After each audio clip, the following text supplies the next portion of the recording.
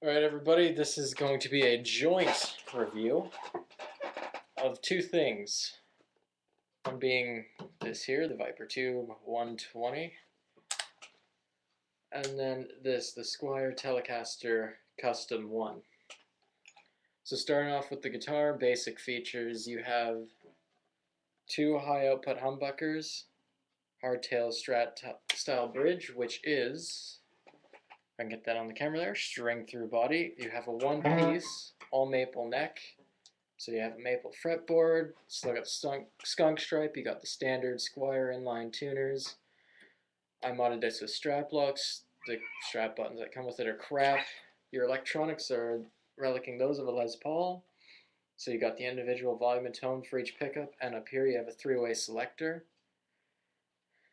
And the body is made of agathis. The finish is gloss polyurethane. Pickguard is what appears to be a 3-ply. That's black as well.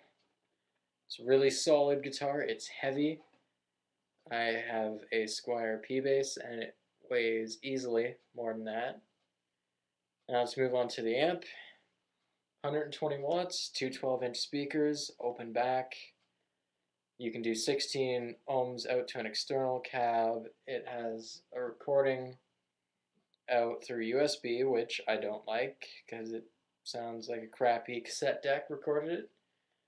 You have auxiliary in, you have headphones out, you have a 3-band EQ, post gain, pre-gain, you have your rack effects, your amp models, your stomp box effects, you have your preset selector here, master volume, standby, and power, and you get what's called the what you see is what you get, or the WYSIWYG interface.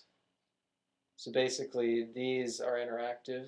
When you push in either your stomp boxes, it goes into an edit mode for your stomp box, your delay, and your reverb. Or you can press the amp in just quickly to get the second amp model, or you can hold it to get the guitar tuner, which works fine.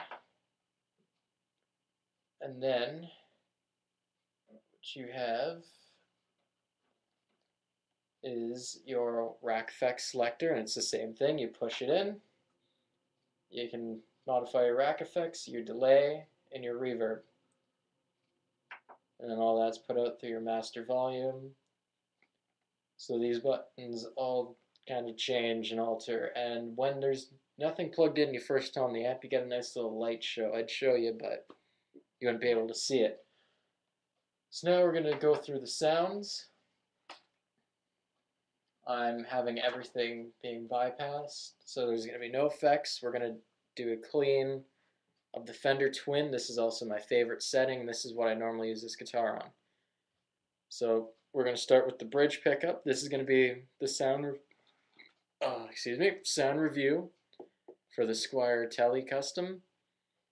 And I'm going to start on the bridge pickup, then I'm going to switch to the bridge and middle, and then I'm going to switch to the neck. So we're going bridge, middle, neck.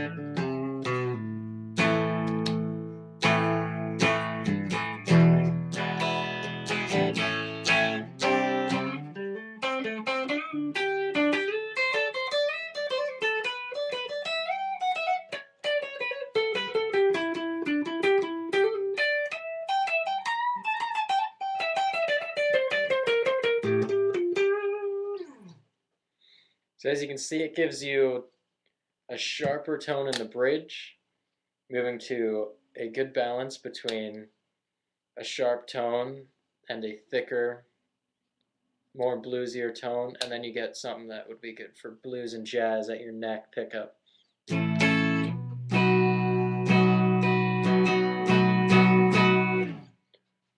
So it sounds awesome clean. I know my microphone doesn't do it the justice it deserves. So now I'm going to move on to the Vypyr though. I'm not going to spend too much time with everything. That was the twin clean. That's also the demo for that. And this is the twin channel when it's distorted. This is modeling a Fender Twin Reverb.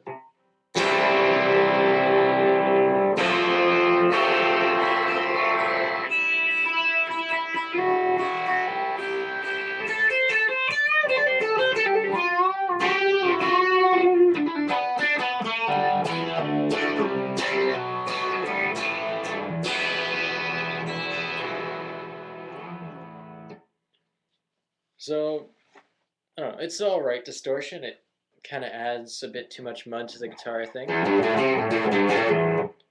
But it sounds very good. It's the clean version of the Twin Reverb is my favorite, and I'll show you why. What I normally use is the MR Wild setting, which is after an MXR distortion pedal for my distortion, and this is how that would sound.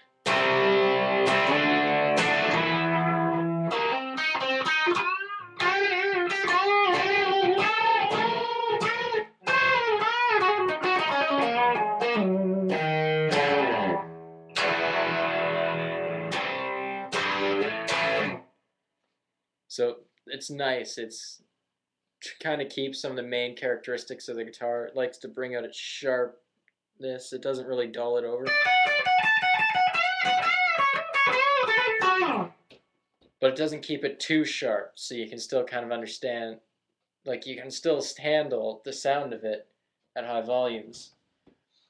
What else you get is an X boost.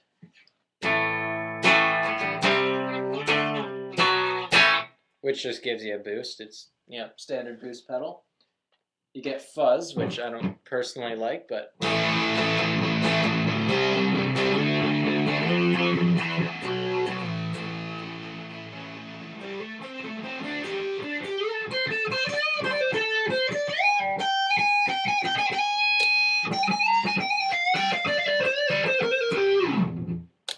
which is, it sounds good for grunge, so I don't think. Then you get the BC chorus, which is an analog chorus, which is fully editable. So just F around with that a little bit. Speed it up and thicken it up a bit.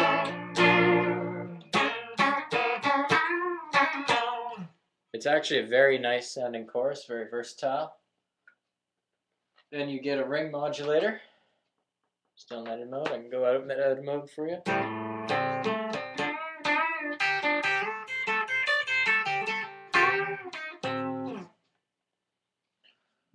Moving on, you get an Ottawa, which I like the Ottawa.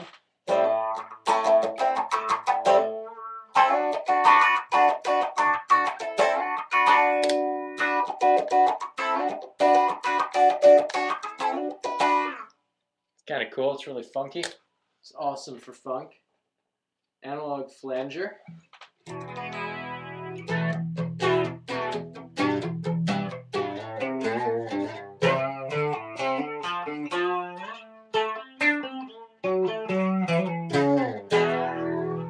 Which has some great sound to it. It's a really nice flanger.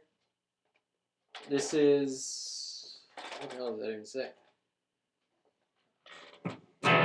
It's basically Peavey's own octaver, which it sounds really good. It's one of the things that they actually don't model after.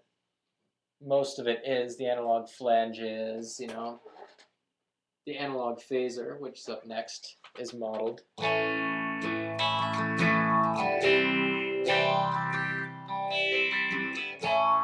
You get some nice phaser voice in there. It's real nice.